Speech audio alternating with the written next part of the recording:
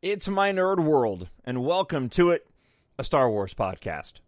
The Mandalorian 2 trailer finally got released. I hope that you're not already burned out on commentary about the Mandalorian 2 trailer, but I have my own, and we're going to do something we don't normally do on the show, and that is go shot by shot, because I'm going to be honest with you, I have not been this excited about new Star Wars content since the lead up to The Rise of Skywalker last year. We're also going to have a little bit of fun. I have proof, well, my own version of proof, of how the fandom likes to cherry pick when to complain about Star Wars content and when not to complain about Star Wars content. Plus, we've got a ton of listener feedback this week, and I'll be announcing the winners of this week's audiobook EMBARK giveaway. This week's show is brought to you by the EMBARK Science Fiction Space Opera Series, written by yours truly, Jon Justice, of which you can get more information about at mynerdworld.net.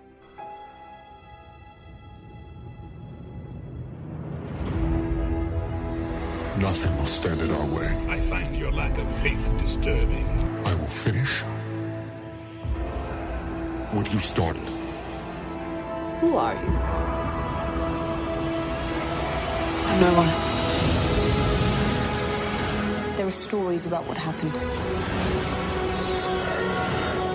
It's true. All of it. The Force.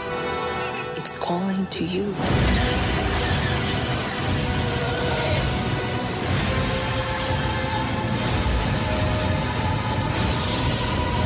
My Nerd World. Just let it in.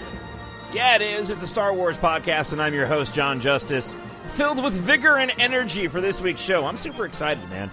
We got a lot to get to. Let's get the gift of giving out of the way up front. Congratulations to our winners of the EMBARK audiobook giveaway this week. The grand prize, the complete trilogy of EMBARK. Book 1, The Great Evacuation. Book 2, Treasure in Darkness. And Book 3, The Vanishing War. An audiobook. Mike McCauley, congratulations. You picked up the complete trilogy. Second place, Books 1 and 2 will pick up Books 1 and 2 in audiobook. Congratulations to Tom Coster, Kevin Ekstrom, Dave Pachol, and Charlie Troiano. Those three individuals, Charlie, Dave, Kevin, and Tom, you picked up Books 1 and 2 in audiobook. And then congratulations to Owen Dowd, Jeff Skinner, and Myrtle Wilkinson. They picked up audiobook versions in third place of Book 1. I will be emailing each of you your Audible codes to pick up your free audiobooks. You can get the audiobooks by going to Amazon and searching for Jon, Jon Justice, or by going to mynerdworld.net and clicking on the yellow and black link right there on the homepage. Also, I want to mention, too, that I've been really active on the mynerdworld.net page over the course of the past week. A lot of blogs this week, spending a lot of time writing in the blog this week. So if you haven't gone to look at that, you definitely want to go and check that out. I covered a lot of different topics this week, including some ridiculous controversies surrounding Gina Carano, who plays Cara Dune, my thoughts about divisions in the fandom. It's all available at mynerdworld.net on the My Nerd blog page, and of course details about the books as well. I'll talk a little bit about that later on in the show.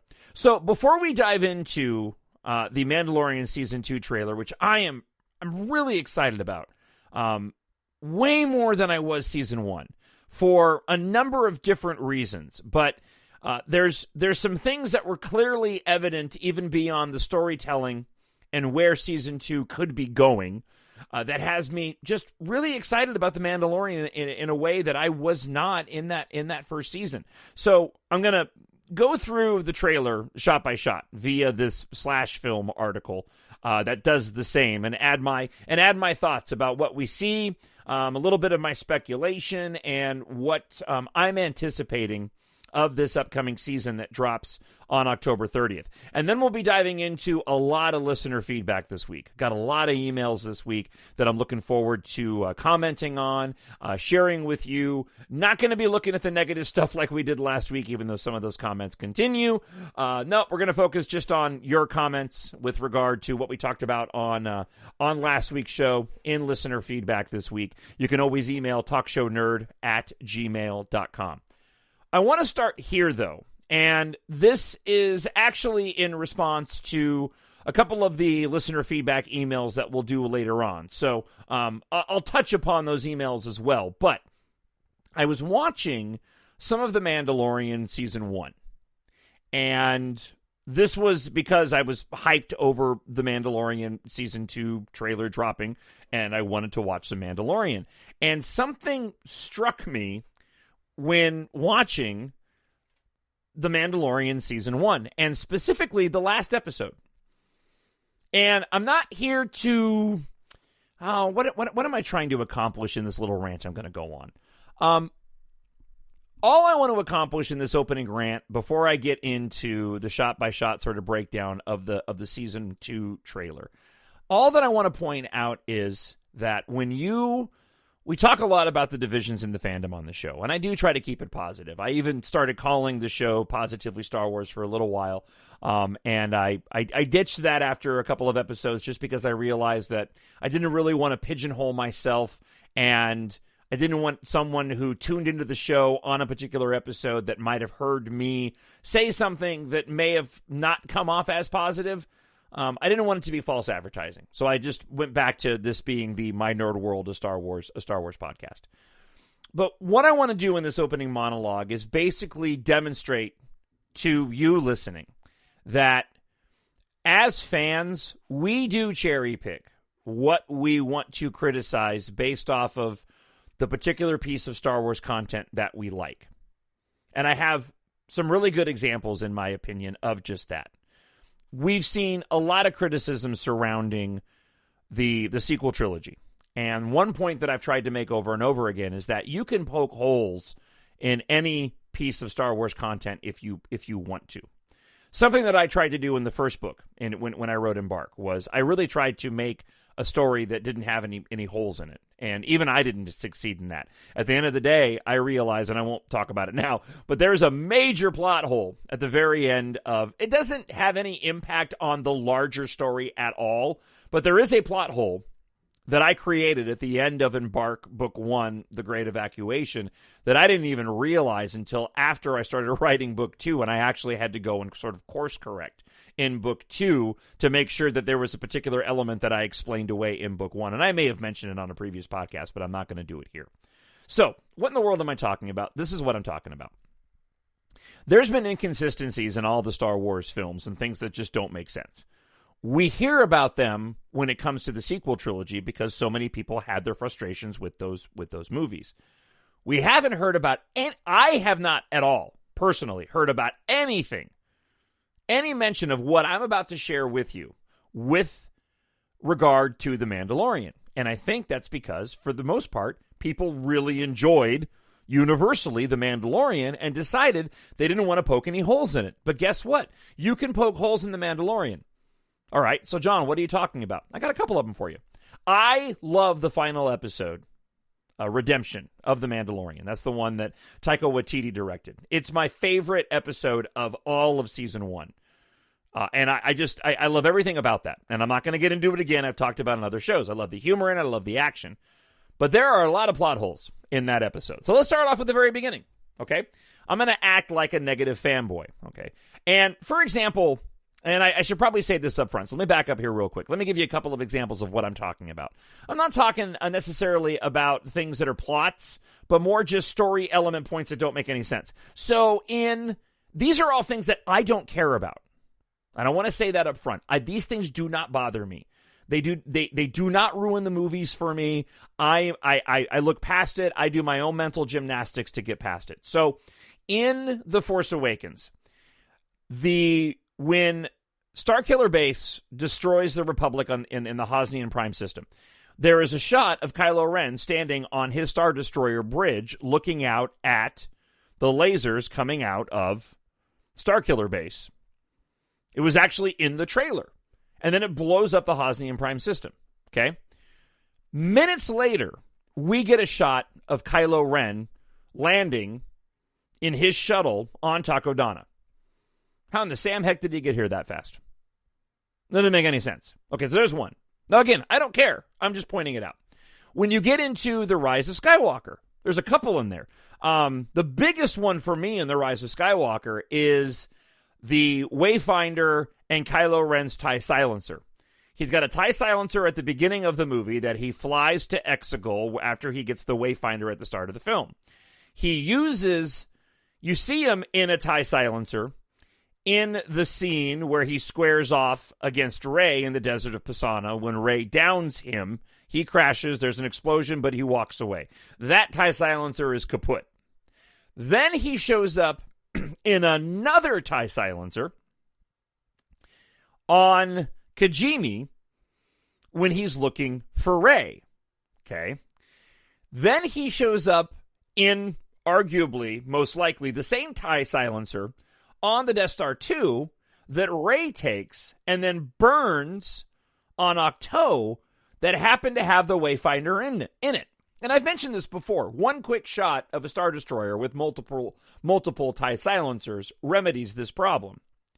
But we are supposed to believe that he took the Wayfinder out after he went to Exegol because it wasn't in the one that he crashed on Pisana, but then he did put it back in the one that he ends up taking to the Death Star 2.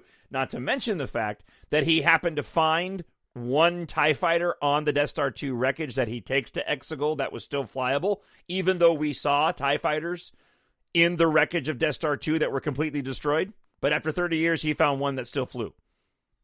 This is the kind of thing that I'm talking about. Now, again, I don't personally have any problem with this. I don't let it ruin it to me. But I've heard people make complaints about the sequel trilogy and those types of inconsistencies. But here's something from The Mandalorian. The last episode of Redemption of the Mandalorian. So, Moff Gideon wants to get his hands on the child. We know this, right? Now, the client was willing to get the child life or death. It didn't matter, right? Even though he desperately wanted it to have it alive. That was pretty clear. However, there is a little bit of wiggle room there because there was a discussion early on in those early episodes of bringing back the child. But he wanted the child either way. And I think it was dead or alive based off of being able to get the tissue samples. That's my guess, right? So at the beginning of the Redemption episode, we see the two former Imperial troopers on the speeder bikes. And they have the child. And then they stop. And they have that really funny banter back and forth where he ends up punching the child in the bag, and then IG-11 shows up. Stop and think about that for a second. The whole purpose of Moff Gideon going and tracking down the Mandalorian was to get the child because he obviously wants it in his possession. And yet, the two stormtroopers get the child, and they're not allowed to immediately enter back into the town and hand him over. To the point where that little break time in which they phone to another trooper in the town don't show up yet because Moff Gideon is killing some of his own people. I would venture a guess that Moff Gideon would have had those troopers immediately bring the child to him. Okay, so that's a minor one. Here's a couple of big ones, though. In that same episode, the client receives a message, right? He communicates with Moff Gideon via a hologram. In the hologram, Moff Gideon is standing up, and he's talking with the client. Okay, and then he ends the transmission. Moments later, Moff Gideon shows up in the TIE Fighter. Where was Moff Gideon when he did the transmission via the hologram? He was standing up. Was the TIE Fighter parked outside of town? And he was standing outside the TIE Fighter, and then he immediately jumped into the TIE Fighter and flew over there? Now, I was talking to my wife about this, and she offered up an explanation, and I'm down with it. She says, well, maybe he was on a Star Destroyer that he happens to have. That was just above orbit, and he did the holographic message, hopped in his TIE Fighter, and flew down to the surface. Cool, I'll take that. Okay, that's cool. It is a pretty big plot hole, though. When you look at the timing of how that whole sequence lays out, it doesn't make a whole lot of sense. Here's the biggest one, though. And this is the one that really made me laugh when I was watching it. Again, doesn't ruin the show for me at all. But it does go and demonstrate that I haven't heard anybody complain about this particular plot hole. And I think it's only because the vast majority of people love The Mandalorian and have decided to look past this. But they're incapable of doing it with the piece of content they don't like. The child is inside the building. The Mandalorian, Din Djarin, has been injured almost to the point of death after Moff Gideon blew up the generator next to him. Okay, you got Cara Dune, who's standing there, or is kneeling down with the Mandalorian, and he's saying, go, protect the child, leave. And Cara Dune's like, no, I'm not leaving you here. You've got everybody in there. Okay, they're all trapped in the building. The incinerator trooper shows up in the doorway with a blowtorch. And that's the moment where he turns the blowtorch on, seemingly to burn everything in front of him, and the child stops it by doing his magic hand thing. I'm pretty sure Moff Gideon is going to want to have a sample of the child. Why in the Sam heck would he allow the incinerator trooper to burn the child to nothingness and a pile of ashes that they wouldn't be able to do anything with? Now, again, I don't have a problem with this because I understand the importance of serving the story and having to show the level of power that the child has. Now, if the writers had thought it through, I'm pretty sure they could have come up with a solution of not having to put in this glaring plot hole of why in the Sam heck would Moff Gideon allow the incinerator trooper to burn to ashes the very thing that brought him to that planet in the first place. But they didn't, because it didn't fit the story that they wanted to tell, and they assumed that the audience is going to go along for the ride. So I say all of this just to serve as an example of it really depends on how you go and watch this Star Wars content. Are you going to be, or are you, not going to be, you can choose however you want to be, but are you the kind of person who watches these movies for what they are, grand space opera, fantasy tales that are fun to get into? Or are you a person who nitpicks to the nth degree when there's a particular piece of content you don't like and you decide, I'm going to rip it apart now because I didn't like it and now I'm going to pick on it. But I'm not going to rip apart The Mandalorian, even though you could nitpick it to death because I like it. I just really wanted to point that out because I had to laugh, because that moment with the incinerator trooper, unless I'm missing something, and if I am, please, by all means, email me, talkshownerd@gmail.com, because I don't see any way to explain why Moff Gideon would have allowed the incinerator trooper to burn the child, which is what he was about to do. Now, I suppose you could make an argument that, was Moff Gideon not aware the child was in there? Was the incinerator trooper not aware the child was in there? Maybe that was the case and I missed something. If I did, please, by all means, email me, talkshownerd@gmail.com. All right, let's get to The Mandalorian Season 2 trailer. Will you have a spark that'll light the fire that'll burn the First Order down? So I decided this time around I wasn't going to go and play audio from the trailer, because if you've been listening to other podcasts, you've probably heard it, and and I've heard it a bunch on every single podcast that I've listened to talking about the Mandalorian trailer. So I figured, you know what, I'm going to dispense with that. You've watched it. You're probably going to watch it over and over like I am. No need to play the audio now. Let's get right into it. This trailer has me hyped for a lot of different reasons. So let me say up front, before we get to sort of the shot-by-shot breakdown, why this trailer has me hyped. This trailer has me hyped because of the fact that they used the voiceover from that final episode of The Mandalorian Season 1. And the story, if it's going to align with what the voiceover was saying, is going to be, as we have been told and led to believe, about the Mandalorian trying to take the child to the sorcerers known as Jedi, as they were described to him, to return him to his rightful place. What I love about this is, all right, we're going to be getting into some Jedi lore with The Mandalorian. It's clear their budget is bigger in this in season 2. It looks like it's going to be darker in season 2. And what I'm really excited about now is that, oh man, we can start to get to speculating now. And this is something that I felt was really missing from season 1. Right, season 1 is there to set up and establish. We're going to get to know this world post Return of the Jedi. We're going to go on these adventures.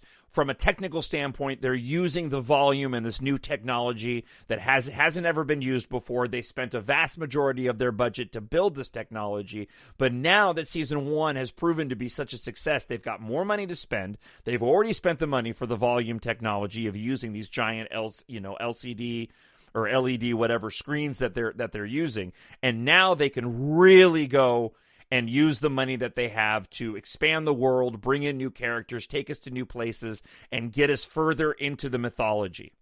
And I do believe that this is aligning with my theory that season 1 was going to be akin to A New Hope. Season 2 is going to be akin to The Empire Strikes Back. And then season 3 is going to be akin to Return of the Jedi. I just loved the vibe and the shots of this season 2 trailer.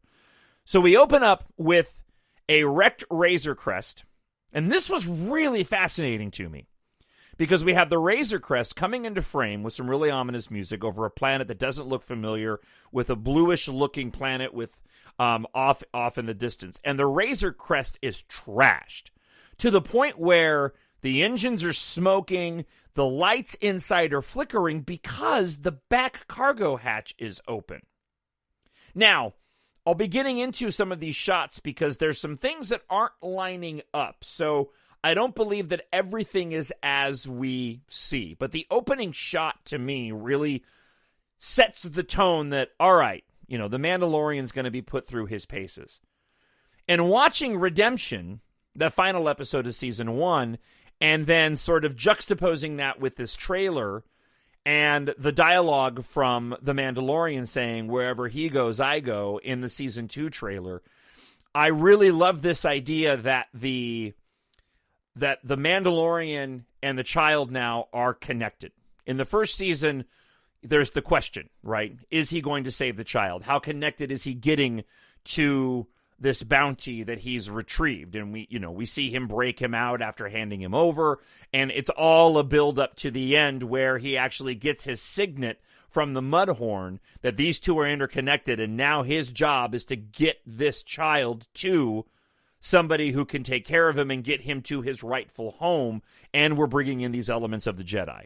All right, so then we get into, and I'm going to pull some of this from the writing of Slash Film. So as Slash Film says, the Mando and the child walk into the light of a street lamp and an unseen female voice from the season 1. Show me the one whose safety deemed such destruction. This was the head of the Mandalorian, coven.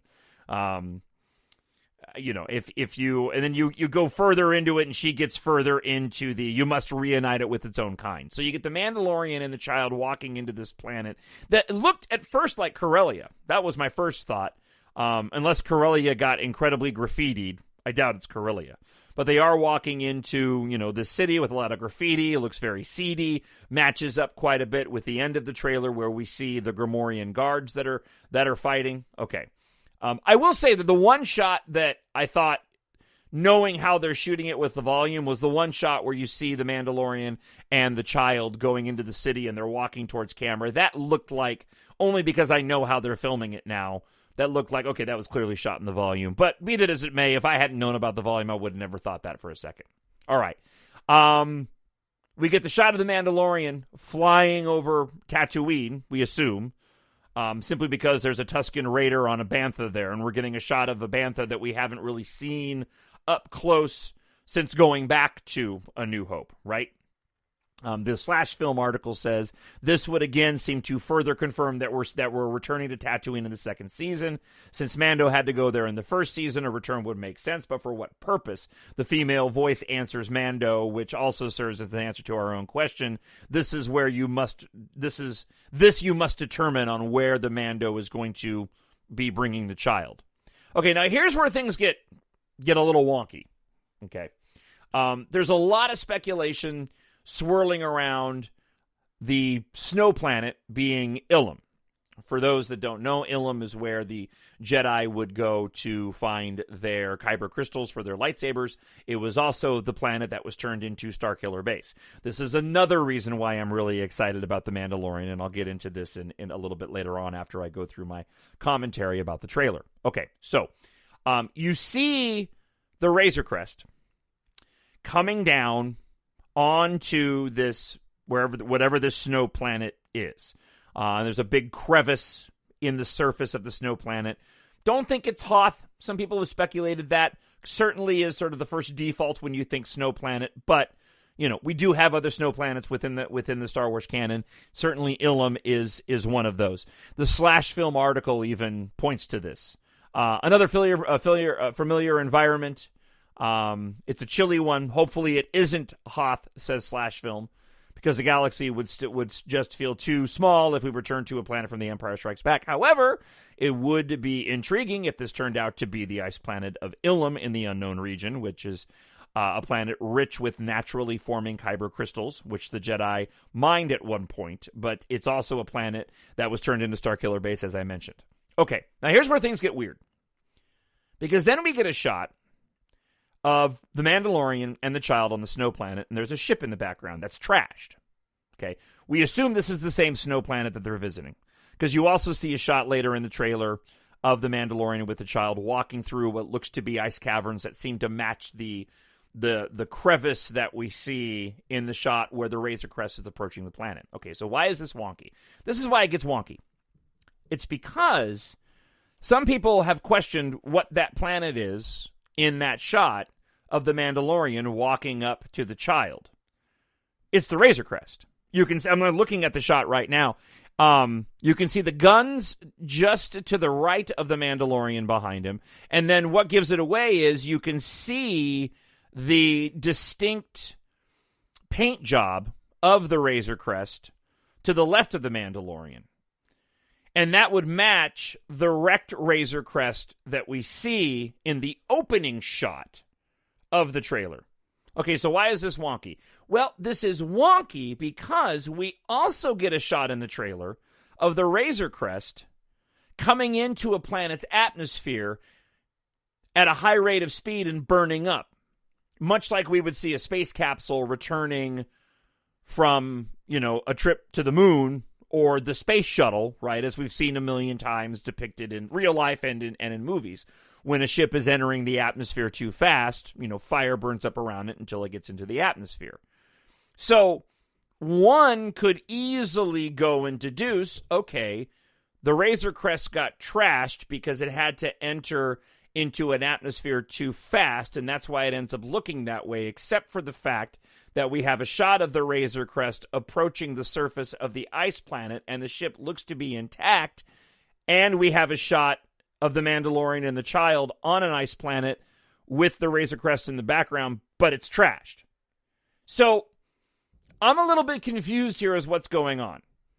And this is one of those things, too, that when we watch the season 2, it's going to obviously all make sense, because I remember going back and speculating to the nth degree about the trailer for The Rise of Skywalker, and more specifically, one of the opening shots where you see Kylo Ren walking away from his TIE silencer, which took place at the beginning of the film, and igniting his lightsaber on Exegol, and all the speculation being that this was going to be a Force Flash fight, and this was actually the desert planet Pisana, but they were in the middle of a Force fight, and so that's why it looked that way, and it turned out we were all completely wrong.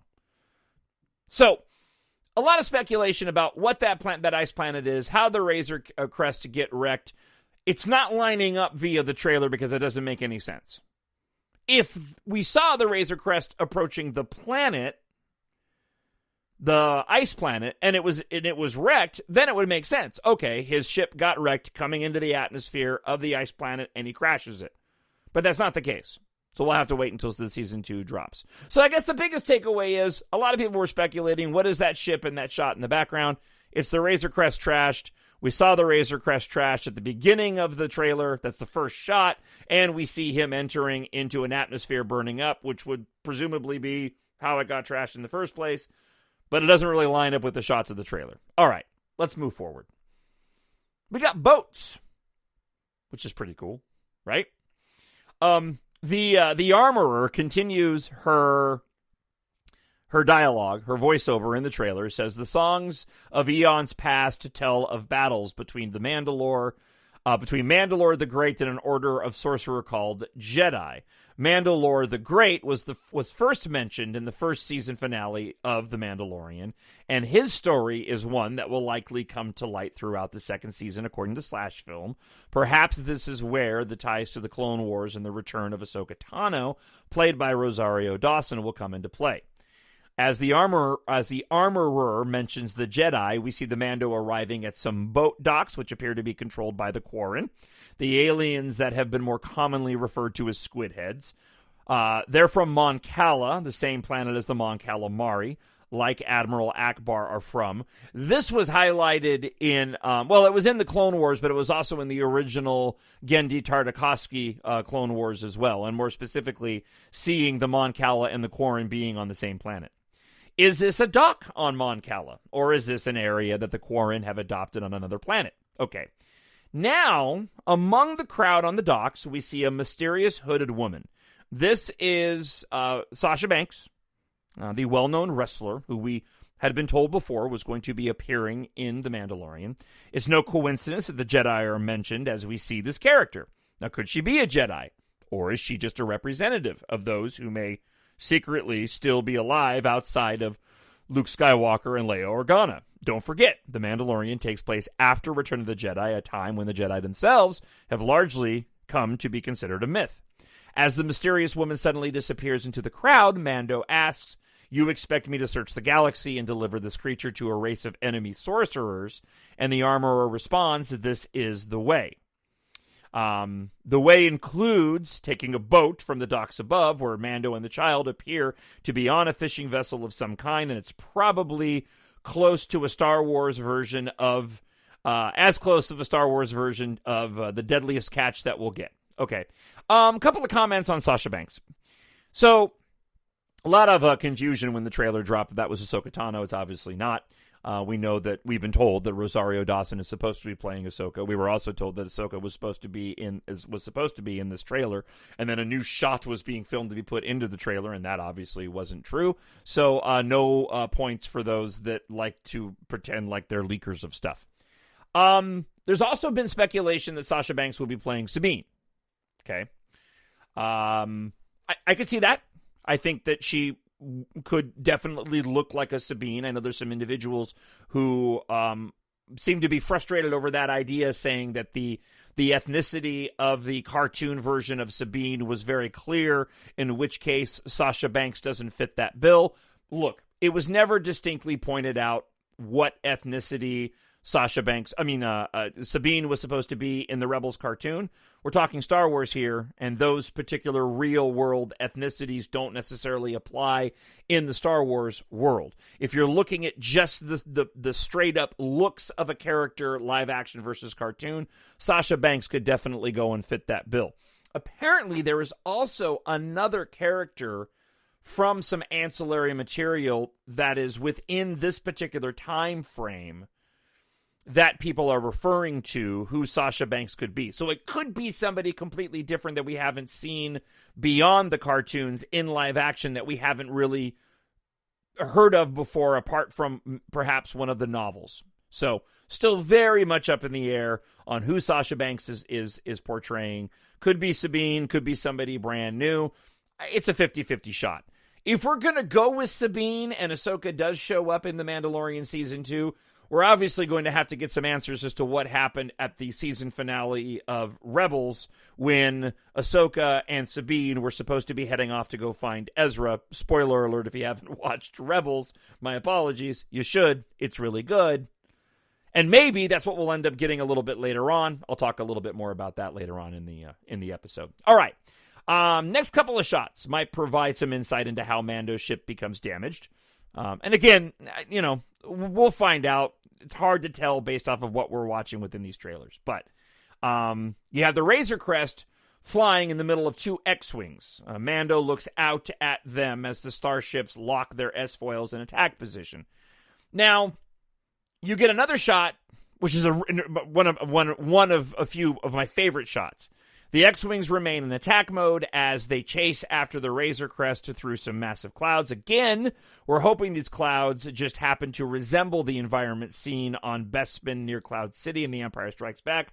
Surely many planets have plentiful cloud systems like this. No matter where they are, the Razor Crest is moving fast to get away from those X-Wings. Okay, so a lot of speculation here, and I want to make a comment on my own. I don't agree with sort of the tone of what the Slash Film article is taking here. I don't care if we go back to planets that we visited before. I don't think that shrinks the universe. If you look at it just in terms of a map, people visit states all the time. You know what I mean? It doesn't take anything away. And I know that people would say, well, it's fan service if that ends up being Hoth, or it's fan service if that ends up being they're going to Cloud City. No, man, I just say we end up visiting planets that we visited in the original trilogy or the prequel trilogy or the sequel trilogy, and that's cool. I actually kind of go the other way. I think that if you have the opportunity to go to a planet that we've been to before versus a planet that looks kind of similar to a planet we've been to before, then let's go back to the planet we've been to before. Case in point, how many desert planets do we need? Okay. Also, to these particular shots and the idea that the Razor Crest is locked in a potential battle with these ships, these X-Wings, that's a possibility. I likened the shot of the Razor Crest with the two flanking X-Wing fighters to something that we've seen a lot in movies where you have a vehicle, most likely a plane, that is being chased down by, let's say, a government entity. Con Air comes to mind. I'll just pull that out of my butt. Con Air, you have some jets that end up tailing the ship that's been hijacked. They give it a warning. Also happened in Air Force One. They give the ship a warning. They're flying side by side. You have the pilots looking at each other. If you don't, if you don't stop or land right now, we're going to engage you. And then those planes usually drop back and you have some action sequence. So I think that's a possibility. I also think it's a possibility that they could be running away from somebody else. Maybe there's another element involved in this shot that we haven't seen yet. The X-Wings are providing escort for the Mandalorian and protecting perhaps the child in the Mandalorian to whatever destination he's heading, and so they're not actually chasing him down. They're actually there to provide protection. Just a thought. Either way, the shots are awesome. They're so cool. All right. Then we get this one, and this one's a good one. A quick shot of the Mando flying away on a speeder bike pops up. We've seen a shot of the Mando sitting on the speeder bike with the child inside of a satchel on board in the Entertainment Weekly article. We're assuming this is also back on Tatooine, but since we've seen a variety of sandy planets ranging from Jakku in the new trilogy to Arvala 7 from the first season of The Mandalorian. Now, what Slash Film doesn't pick up on, but other keen observers have, The Mandalorian has Boba Fett's jetpack, rocket pack, and his helmet strapped to the back of the speeder. It's clear as day. Somebody grabbed a screenshot from the moment that the shot of the Mando pops up and it's fullest in screen, and you can clearly see the distinct color markings of the jetpack, rocket pack of Boba Fett and his helmet sitting on the back of that speeder bike. What does it mean? I don't know, but I'm really excited about it. Check it out for yourself. It's really cool. So go back and watch the trailer and pause it. The moment that shot pops up, look at the back of his speeder bike, and you can see Boba Fett. It's clear as day. You can see the color marking. If it's not Boba Fett's backpack and helmet, then it's somebody who's Boba Fett ripoff. All right. Speaking of Tatooine, this is where we run into Cara Dune and Grief Karga again. The architecture resembles Tatooine. It could be Navarro, the planet where the Mando met Grief in the first season. It's also where the Mando went back on his assignment to deliver the child, bringing about a big battle with the other bounty hunters and the rescue of the other Mandalorian warriors. It's where the Mando and his friends square off against Moff Gideon and his Imperial troops. Those Imperial troops are still alive and kicking, and it looks like Moff Gideon's TIE fighter wasn't the only one with the collapsible wings, allowing the ships to bring their cockpits closer to the ground for easy exit. These fighters are getting ready for takeoff, though, and we've seen one rising off the ground. And I love this, by the way. I mean, this goes back to my comment about the TIE silencer. I really wish that we had seen just one shot of multiple TIE silencers in The Rise of Skywalker, if simply to justify Kylo Ren having multiple versions of that. Like, my mental headcanon just takes the TIE silencer and says it's a TIE interceptor. And just like we had a bunch of TIE interceptors in Return of the Jedi, we just happened to see all of them, right? The First Order's got their standard First Order TIE fighter, but they also have their First Order TIE silencers, which are akin to the interceptor. So here we have these TIE fighters with their collapsible wings all taking off. And I just love the fact that there's 1, 2, 3, there's 4 of these TIE fighters in the shot. And I just think that's really rad. I think that's super cool that we're seeing that, because I just love the ships and the technology. One of my favorite new vehicles is the TIE Dagger. I love the TIE Dagger from the Rise of Skywalker, and it's got those it's got the triangle wings, but it actually has 4 of them. It has the main panels, and then it has a separate smaller panel on either side.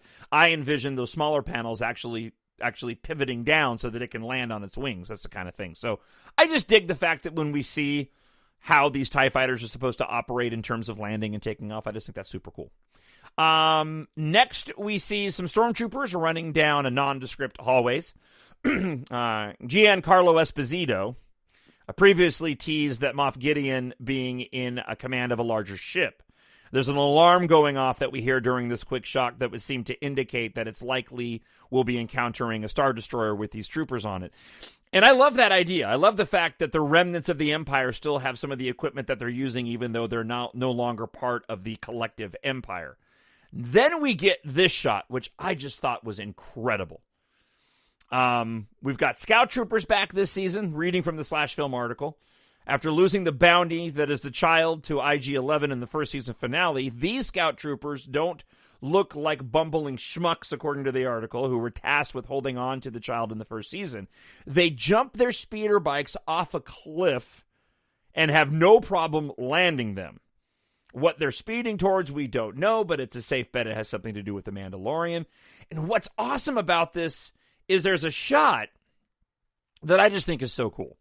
It's one of these troopers on the speeder bike, and he goes to land on the ground, which is very much akin to watching the pod racing sequence from The Phantom Menace. And there's a moment where they come off of like a cliff, and the pod comes down and kind of almost slams and bounces, like the repulsor lifts, don't work quite as well as they should, and it kind of bounces a bit off the terrain before it takes off. Here you have this scout trooper, and he comes down, and he has to make this sharp turn, and he sticks his leg out to get balance as the speeder bike, sort of slides sideways. And I grew up racing BMX bikes as a kid. I still go out and ride my mountain bike almost every single day. And there is just, as an avid bike rider all my life, there's just something cool about when you're leaning in and doing a slide and you stick your leg out to get balance. There's something so relatable in that shot to me and riding a bicycle that I just love. It's those elements of Star Wars that I think are so cool when they're included. We get a shot of the Mando. Looks like he's stuck underneath some grating, with water rising up from below the grate. We get a shot of the Mando with his jetpack on, jumping off of a cliff. As the shot appears, a male voice sounding like Jon Favreau says, "This is no place for a child." The closed captions credit this line to a character named Gor Koresh, which isn't a name we've heard of before, but we also know that the Cyclops dude at the end of the trailer is attached to that name. Okay.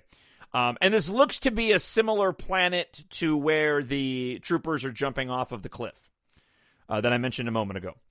Then we're back on the dark street of the planet we haven't seen before that I mentioned looked kind of like Corellia from Solo. We see an individual hanging up by, being strung up by his feet with the graffiti walls behind them. You can clearly see what looks to be a lot of graffiti, and people have been translating the graffiti, but also there looks to be a little drawing of C-3PO on the wall. This might be the same Cyclops guy that he's rescuing at the end. Meanwhile, back on the ice planet, the Mando appears to be carrying the child in his egg cradle as he walks into a nearby narrow cavern, where we're very curious about what the Mando hopes to find in there. It's another questionable place to take the child, but as the Mando says in his voiceover responding to Gor Koresh, wherever I go, he goes. Now, this is where, in terms of the speculation, I talked about it at length before. Then we get the shot, and they say likely this is a shot that follows the opening of the trailer, and that is of the Razor Crest falling in a ball of fire through the atmosphere of a planet. Which of the two planets seen in the opening shot is a ship falling towards, right? And it doesn't seem to line up with the wrecked planet on the snow planet. Mando finds himself in another seedy location, probably that same graffiti planet. It's a fighting ring where two Gamorreans are duking it out. Of course, these were the guards that were seen at Jabba the Hutt's palace. This is where the alien voiceover is coming from.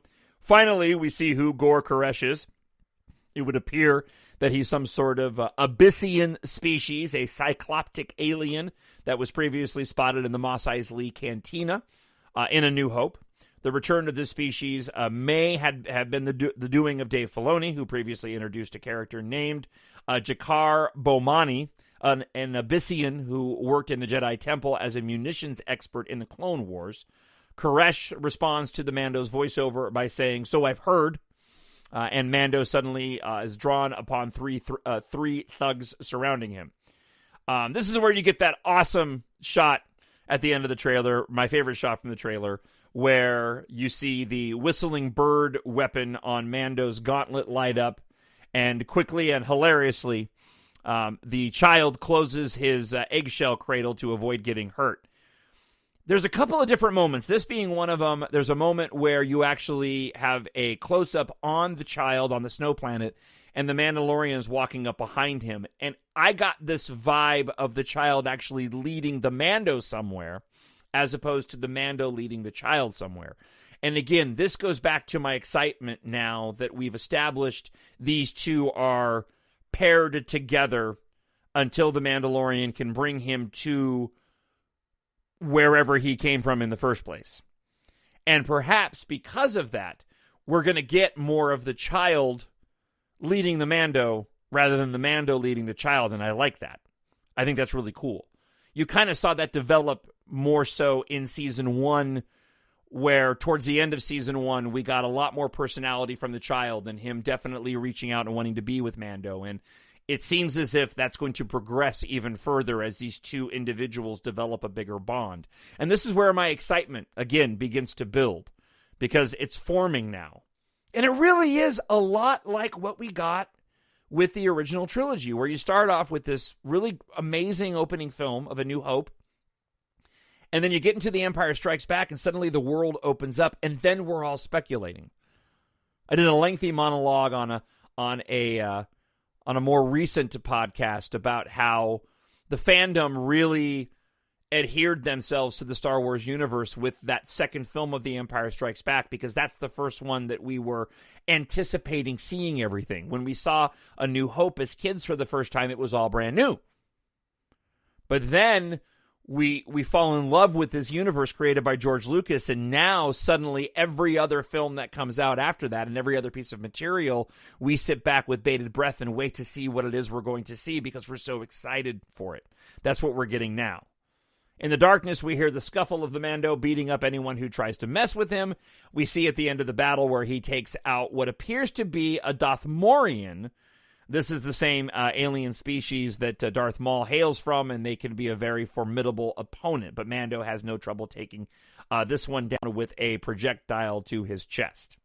Finally, we get one last hero shot with the Mandalorian rattling off what has become the show's catchphrase, "This is the way." And one little just minor critique. I actually thought that the final shot of him taking down that Dothmerian was actually kind of one of the weakest shots from the entire trailer. I get you get that great moment with Baby Yoda, the child closing up his little transport device. But I actually thought that final shot of him just throwing something into that chest and him dropping was kind of like, oh. Be that as it may, I love the trailer. I'm super excited for it. How about you? What do you think? TalkShowNerd@gmail.com. TalkShowNerd@gmail.com. All right, a few more comments before we dive into listener feedback this week. And the reason why I'm so excited for this now is that I'm hoping that the voiceover from season 1 that played in the season 2 trailer is totally relevant, bringing in the Jedi. But what really has me excited is this potential of bridging the gap between Return of the Jedi and the sequel trilogy. The potential to do what the prequels did in telling the rise of the Empire, but instead we get to see the rise of the First Order and the potential that brings. That's what has me excited. And this is where I really feel like Disney and Lucasfilm could really go a long way in providing relevant information that could enhance what we received with the sequel trilogy, and maybe bring some individuals down that were, bring some individuals back around that were disappointed with the sequel trilogy. So, for example, we could potentially get Snoke's background. Now, we know, spoiler alert, from The Rise of Skywalker, that Snoke was a creation of the Emperor, of Palpatine. Okay. Be that as it may, we could get a little bit more background about that. I don't think they'll bring the Emperor into any of the material that we'll see spanning the years between Return of the Jedi and The Force Awakens.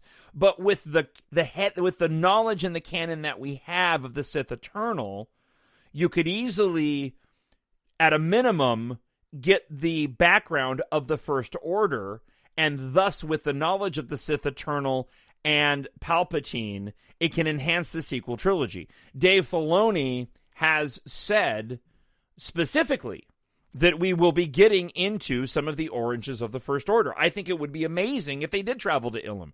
And when he traveled to Ilum, it would be amazing to find out that construction has already begun on Starkiller Base. And again, I'll go back to what I said a moment ago. The potential to do what the prequels did. The prequels told the story of the characters, obviously, of Anakin and Palpatine, and how he ended up exposing himself and started the war with the Clone Wars, and basically giving rise to the Empire that we see in the final shot of Revenge of the Sith. I hope, while I would like to see content moving forward from the sequel trilogy, I hope that Lucasfilm has decided that they're going to swim in these waters of this timeline between Return of the Jedi and The Force Awakens, because I, again, believe that you could really go a long way in enhancing what we were given in that sequel trilogy that I love so much by exploring that timeline. And The Mandalorian is the perfect opportunity to do that. So that's why I'm really excited now. I'm way more excited for this content than I ever thought I was going to be honest with you. I really enjoyed and liked The Mandalorian. Now I'm just getting excited in a way that was normally just reserved for the saga films. And if you've listened to the show, you know that I've talked about that. My first love is the saga movies. Everything else is just awesome extra stuff. But we're not getting any saga movies for a long time. I don't know when those saga movies are going to take place in the timeline. I do know we're getting The Mandalorian on October 30th, and I do know that based off of what we're seeing now, all right, game on. We can start speculating and having some fun with it. What do you think?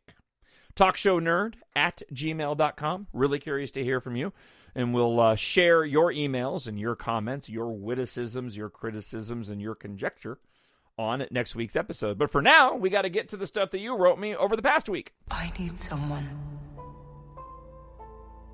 to show me my place in all this. All right, and first we go to a friend of the show, Eric in Chicago. That would be Eric in Chicago. listening to the complaints about Rey's family tree and confusion over her parents. Did George Lucas really plan during A New Hope for Vader to be Luke's father, or did that resolve in the writing of The Empire Strikes Back? That's a little bit questionable. I don't know what the definitive answer is on that. Certainly, again, getting back to the nitpicking, the dialogue of Obi-Wan Kenobi, actually, and I do have a snippet of that here. No, my father didn't fight in the wars. He was a navigator on a spice freighter. That's what your uncle told you. He didn't hold with your father's ideals, thought he should have stayed here and not gotten involved. You fought in the Clone Wars? Yes. I was once a Jedi Knight, the same as your father. He was the best star pilot in the galaxy and a cunning warrior. I understand you've become quite a good pilot yourself and a good friend. Now, and he talks about how Vader was consumed by the dark side of the Force, okay? It doesn't really add up all that much that he's calling him Vader as in Darth Vader when that's pretty synonymous with the Sith, and most likely Luke would have known that. So, again, to answer, and maybe someone listening can give me a definitive on this, no, I don't think that George Lucas was 100% sure that Darth Vader was going to end up being Luke's father in A New Hope. He certainly wasn't planning on Luke and Leia being brother and sister until later on, so that's for sure. All right, but thank you as always for the comment, Eric. I appreciate it. MP writes this with regard to John Boyega. I'm pretty sure John is upset and claims he was sidelined in the movies just because he didn't get to be a Jedi. He was really excited about Finn being Force sensitive. That says it all. To me, it seems like Finn being a Jedi / Force sensitive was the only thing he cared about. I understand if he wanted that, but again, he read the scripts. He knew he wasn't going to be a Jedi in these movies, so I don't understand all the complaining, and it's just so unprofessional. Thank you, MP. I appreciate it, and I tend to agree. All right, Purple Flower writes this. Hey, John, I was going through some of the Star Wars extras on Disney Plus when I saw a deleted scene from Episode 1. In the scene, Anakin got involved in a fight with Greedo. When Qui-Gon interrupts the fight and asks what's going on, Anakin said that he didn't cheat, and Greedo believes that he did. Qui-Gon then tells Anakin, you'll just have to tolerate his opinion. Fighting will not change it. People nowadays need to follow that advice so that the world would be a better place. I also saw TFA and TLJ as told by emojis. I don't know if you've seen them, but they were super cute. Yeah, Purple Flower, you're absolutely right. And actually, today's blog, Friday's blog, at mynerdworld.net, I talk quite a bit about that very thing in today's blog. And thank you, as always, for the comment. To Quail 1138. Let's go with that. I need more of Daisy's American accent. Yeah, man, I do too. Let me see if I can't. Pull this off. So forgive me. I'm doing this on the fly. Oh, I can't because I deleted the comment. Gosh darn it.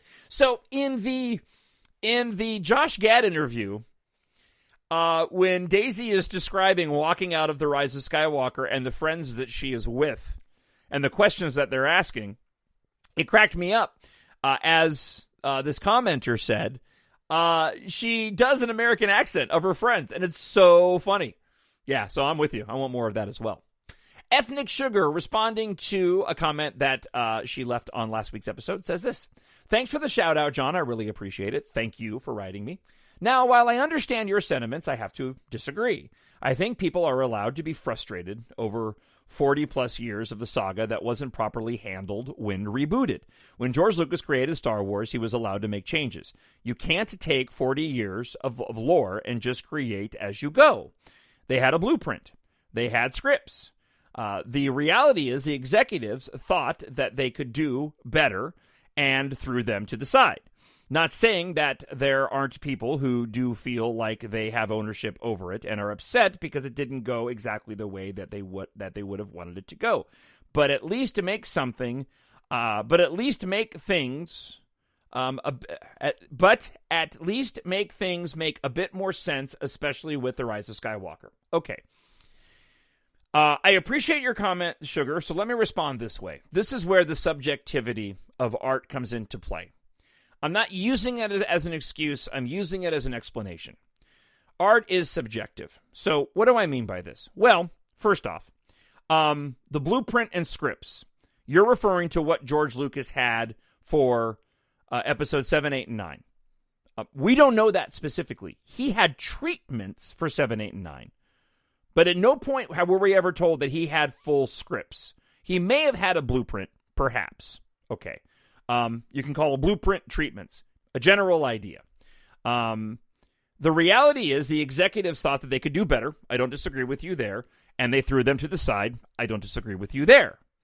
Not saying there aren't people who do feel like they have ownership over it and are upset because it didn't go exactly the way that they wanted it to go, but at least make things make a bit more sense, especially with The Rise of Skywalker. This is where the subjectivity comes into it. Because for a person like me, it makes all the sense in the world. The explanations that were given to us totally work for me as a fan of these movies. And as I highlighted at the start of the show, you can poke holes in any Star Wars that you want to poke holes in. You could do what I did, probably to every single episode of The Mandalorian, just like you could to every single movie. Original trilogy, sequel trilogy, prequel trilogy. Some, it's more egregious than others. I will say, honestly, I think J.J. Abrams takes more liberties than most directors in stretching leaps in logic to tell a larger narrative story. I'll give that to you. But these are also fantasies, and we can also fill in the blanks. And you go back to A New Hope, I mean, there's a lot that was left open in that first film. And I don't remember ever having conversations with friends or kids or family members after seeing A New Hope or The Empire Strikes Back and nitpicking those films to the nth degree amongst friends. That happens now because of social networking and the ability that people have to have their views reinforced based off of what somebody else is saying. So again, getting back to Ethnic Sugar's comment, I think people are allowed to be frustrated. Sure, everybody can have their own opinion over 40 plus years of the saga that wasn't properly handled when rebooted. We'll stop here. Again, that's subjective. In your opinion, it wasn't properly handled. But for a vast majority of the fans out there, including myself, it was handled just fine, and I love those films. So again, it's a simple matter of agreeing to disagree. All right, let's go to Anonymous because I didn't get their name, so my apologies. Thanks for the awesome positivity for the Star Wars for Star Wars. I wish everyone else felt the same way. So sad. Anyway, glad you called out Star Wars Theory in your last show. I unsubscribed to him a few weeks back, even though some shows are good with the guests that he gets. I'm sick of getting his comments toward the new series myself. Thanks again. Always enjoy your shows. Yeah, you know what? I'm kind of with you on that. I've turned off so many podcasts that I enjoy as of late, and I'll go back and revisit them. But the continued harping on the sequel trilogy it just gets old. It really does. And I don't like listening to it. I want to hear positive takes on it. I don't need to continue to hear the negatives about these movies. We've been over it. They're out. If you don't like them, don't watch them. It's that simple. All right. Miranda wrote this week. Always appreciate her comments. I'm going to go with the second one here. You know what? I'll go with all of them because she writes great stuff. What a doozy this week has been. Honestly, what's happening this week, truthfully, is really nothing new and nothing different. Yes, in a way, because this is the first time we are hearing about the talks where Rey's lineage was going to be or thought of. But in terms of fan responses based off of comments from actors or even filmmakers, this is nothing new. No, you're totally correct with regard to that. We've been dealing with this. The best thing that has come out of this and last week's subject is that once again, people all over the fandom, even without them knowing it, are doing everything that they can and anything to make this sequel trilogy memorable for many years to come. In simple terms, they're not going to forget, and why would anyone forget or make a claim if there's a reason to talk about it every day, and there will always be a reason. And then she writes this. Hey, how about this comment? Hey, Disney, guess what? Rey was and is fantastic, just the way she is. Both you and Adam have absolutely the best chemistry I've ever seen on screen in my lifetime. Rey is whatever she wants to be going forward. Thank you so much.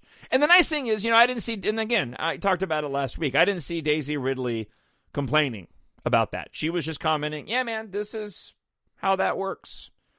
This is what happened. And I was like, cool, I went along with it. Thank you, as always, Miranda. All right, Alioscar 2000 says this. This is a comment I left on another video going over Daisy's interview. I hate the complaint that they didn't care about what they were making. If anything, the indecision about Rey's lineage says to me that they cared about it as much as we did. They toyed with the idea of Kenobi, but Force Awakens doesn't really commit to anything. Ultimately, I'm glad with the direction that they went with her family. She moves on from her parental hang-ups at the end of 8, and in 9, we see she has completely closed the book on that part of her life. As soon as Kylo brings it back up, she starts yelling, I don't want this.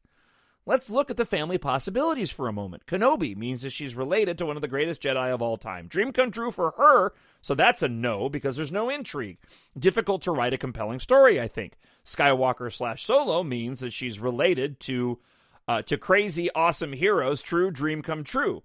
Nobody is how she sees herself anyways.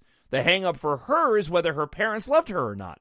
Palpatine is awesome to me because it rocks Rey to her core. She always wanted to be special, and now her wish is truly now she's her wish in a truly twisted way. There's some writing here. Just as Luke and Leia were the last hopes of the Jedi, Rey was the last pawn of the Sith. I'm not sure if what I just typed makes total sense. No, it does.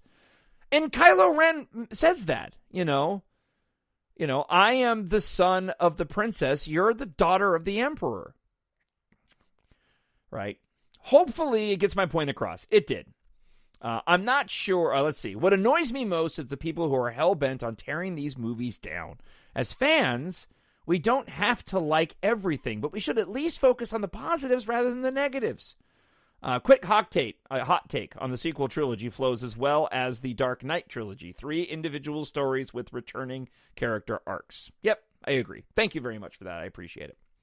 All right. Irene Davis, friend of the show, says this. Excellent work, my friend. I so enjoyed this podcast. My faith is restored every time I listen to the positivity of your podcast. Thank you. I love Star Wars. And it is incredibly important to me to have like-minded people express their love too. I wish I could express myself better, but what matters is that I feel your love. Thank you. May the Force be with you always. Much love from the UK. Thank you, Irene. I really do appreciate that. All right, Pauline Harvey writes this. This is an interesting one. This one is with regard to what I talked about last week when writing my EMBARK stories. And how I ended up changing a big portion of the way that book 3 was going to go down. I completely kind of reworked it as I wrote it.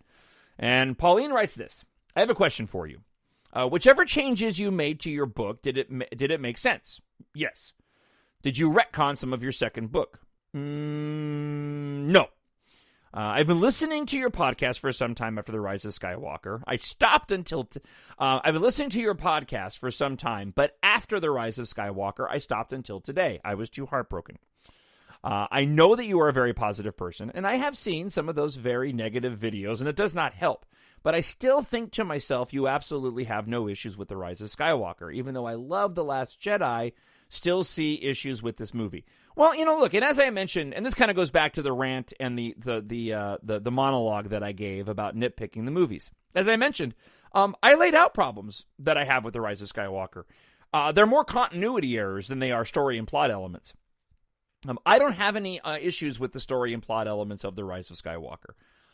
Do I wish that perhaps they would have done a little bit better job in connectivity when it comes to Rey's lineage being tied to Palpatine?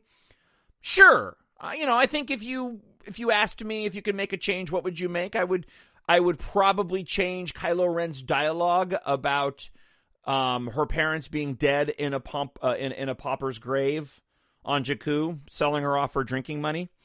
I think JJ and Chris Terrio did a decent job of, I never lied to you. Okay, your parents were nobody they chose to be. That being said, it doesn't really explain a potential vision that he may have had of seeing them dead in a pauper's grave and selling them for drinking money. You can do some mental gymnastics, and that's kind of what I do. My explanation in my headcanon in the absence of knowing exactly what he meant, was that, okay, perhaps Rey's parents played the role of selling Rey for drinking money, okay? And because they played the role of selling her off for drinking money, that when their bodies were discovered, they were buried in a pauper's grave on Jakku after being killed by the Jedi killer. That's the kind of head logic and the mental gymnastics that I make to make it work.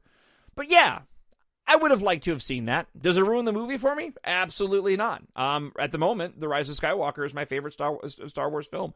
As a matter of fact, for the space opera podcast that I'm going to be doing later this weekend, I know it's a bit of a cheat, but I'm actually going to be focusing on The Rise of Skywalker as a space opera film separate from Star Wars. Because that movie works really... You know, a lot of people will talk about Rian Johnson and The Last Jedi, and how with The Last Jedi... there are people that say it's a great movie, just not a good Star Wars movie. I actually think that The Rise of Skywalker is not only a great Star Wars movie, but I think if you pull it out and bring it out on its own, let's just say that The Rise of Skywalker is the only Star Wars movie, and there is no other films to point to, I think it's a big reason why I love that movie so much, because I believe as a space opera film on its own without any baggage or connectivity to other films, it works splendidly, and I'll be talking about that at length in the A Space Opera podcast, which you can find in your app store if you search for My Nerd World, A Space Opera podcast. So, getting back to Pauline's comment, again, those are the kind of issues that I have. I don't have any issues with the way that I agree with the storyline take of how they dealt with Ben Solo, based off of, you know, who he was as he was Kylo Ren and the amount of atrocities that he's committed.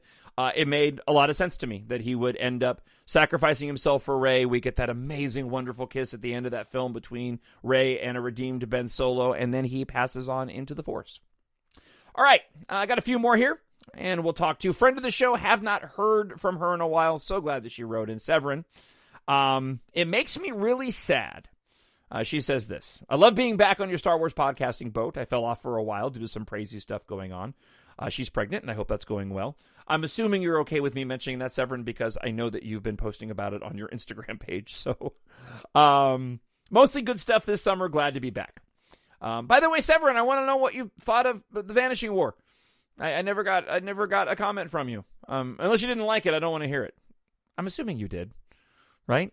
Anyways, I would love to get your thoughts on The Vanishing War, because I don't think I ever heard what you thought of the third book. Anyways, Severin says this. It really makes me sad that John Boyega has become so entitled and proud, as I can't help but see it. I really like the character of Finn, especially during The Force Awakens, because he carried himself with such genuine joy and appreciation for Star Wars, which made me excited for his character in Star Wars, and it didn't disappoint. I loved Finn's arc and growth as a character. It was a positive feedback loop. When the actors are excited, the fans are excited. And when the actors trash their own work and the works of others over something that is more politically motivated than it is grounded in reality, it doesn't accomplish anything other than spread unnecessary anger and discontentment. Why not focus his fame into an area where he can do something positive for other people instead of complain about his own perceived misfortunes? That's what grown-ups are supposed to do. One last thing. During the myriad of ridiculous happenings in the world today, I often think of Zori Bliss's words to Poe from The Rise of Skywalker. They win by making us think we're alone. As Ben Solo would say, you're not alone. Thanks again. That was awesome, Severin. Thank you so much. And I do truly, I hope you guys all, for those that have purchased the books, I hope you all have enjoyed them. But Severin, I would definitely love to hear your thoughts on the Vanishing War, because I know how much you enjoyed Treasure in Darkness. So, all right. T.E. writes this. I'm glad you have the bravery to call Boyega out as the diva he's acting like. Thanks, T.E. I appreciate it. Just share my opinion. I'm sorry, but there is zero reasoning he lays out as to why his treatment was racist. His own comments don't offer a single bit of concrete reasoning as to how he came to think racism played a part in his role. Boyega has a history of coming off as ego-driven, I agree. This is no different. It all boils down to a bunch of pissy fanboys who don't understand a thing about the creative process. Thank you, T.E., for being brave enough to write that comment. All right, lastly, friend of the show, Bro, writes this. Just finished up last week's podcast. Now I'm caught up. You've mentioned some Star Wars podcasts to listen to. I'm always driving or otherwise engaged when listening to your show, so I haven't been able to write them down. Would it be too much trouble for you to share with me what you're listening to? Yeah, as a matter of fact, I'll just go into my app right now. So I like listening to Ken Knapsack on Force Center. Page Turners, They Were Not. I was on Brennan Mars' show last week. Really enjoyed that show. Full of Sith, I listened to. Can't handle all of the Full of Sith episodes. I generally think they do a pretty good job on that show, but sometimes they get a little bit too political for my taste, and I don't want to. I don't want to deal with that. The SWU podcast, the Star Wars Underworld podcast, is also a good one. Around the Galaxy is very good. They do great interviews on Around the Galaxy. Star Wars Report with Riley, I also very much enjoy. Talking Bay 94 is also a podcast that I listen to regularly. And as a matter of fact, let me go into my library and I'll do my shows and see what else pops up through my list here. Sorry, I'm doing this on the fly. Oh, Brews and Blasters is a lot of fun. I really like Brews and Blasters. Cantina Cast is solid. Coffee with Kenobi is one of the most well-produced shows out there. Cannot listen to all of it because sometimes they get a little too political as well. Let me see. Rebel Force Radio. I mentioned Force Center. I mentioned Full of Sith. Boy, this is classy. Knights of Vader, although he hasn't been doing his podcast as of late. Zang This podcast, and not always Star Wars, but a fantastic podcast. I'm going to be doing a Lord of the Rings one with Zanger this weekend. I mentioned Rebel Force Radio. Scavenger's Horde is solid. Sky Talkers on occasion I'll listen to. Yeah, so there's a Star Wars stuff. All right. Steel Wars. See, I like some podcasts. Steel Wars is a lot of fun. I like Steel. Steel Saunders is a pretty good dude. And he takes a pretty good middle ground, and I appreciate it. All right, that wraps up this week's episode. Before I let you go, congratulations again to the winners of the audiobooks for EMBARK. Thank you so much for emailing in, and I hope you enjoy the audiobooks. If you have not purchased them yet, I hope you will. If you have been on the fence, it's like, I don't know if I want to read these books. If you're a reader, if you're not, I really hope you'll support my Nerd World. Go to Amazon.com and pick up your preferred copy of my EMBARK series, whether it's book 1, The Great Evacuation, recently added the subtitle. Flight culture has replaced car culture, and Taftgardia fights with his friends to save humanity and the girl that he loves. It is a space opera for those who love these types of genre books and movies, a mix of Star Wars, Battlestar Galactica, Fast and Furious, and Ready Player One. Book 2, Treasure in Darkness, and then Book 3, The Vanishing War. Again, if you've been on the fence, I hope you'll take a moment and when you're done listening and head on over to Amazon.com and search for Jon, Jon Justice, and pick up your preferred copy. The audiobooks are all produced by me, narrated by me. I add in some sound effects as much as I can. They are incredibly labor intensive.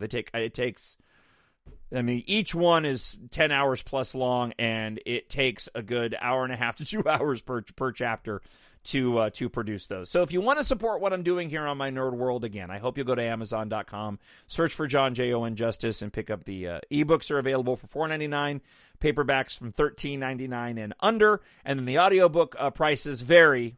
I think they're like $24 a piece. I don't have any control over the price of those. But if you pick up an ebook for like $5.99, you can get a massive discount on the audiobook through Audible. And they also give you the option of downloading one for free with an Audible trial, which you can cancel without having to pay anything. So you can always get a copy of the audiobooks that way as well. But again, I hope you'll support my Nerd World and pick up a copy of my science fiction space opera books. It really, I really would appreciate it. Other than that, thank you so much for checking out the show. I'm just thankful that you listen every week. Look for a Star Wars podcast. When you get a chance, that'll be available a little bit later on this weekend.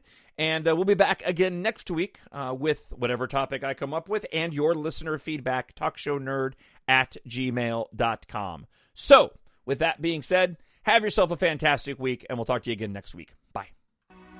The Force will be with you.